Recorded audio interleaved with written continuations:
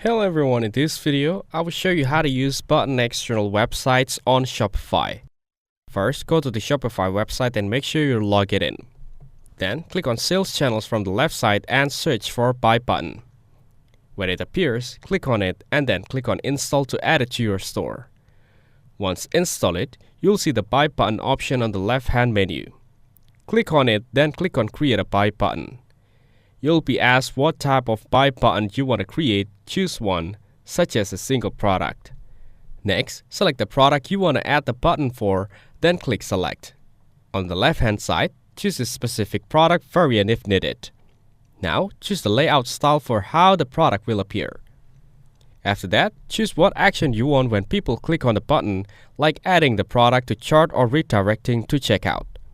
Click on Button Style and use the slider to adjust the corners and width of the button. You can also pick the background color, button text color, and adjust the size with the slider. Then, enter the custom text for the button, like Buy Now or Add a Chart. After that, go back and check the checkout behavior settings to make sure everything works how you want. Once done, click on Next at the top right corner. Now, you'll see the code for the Buy button. Click on Copy Code and you can paste it into any external website to display the Buy button.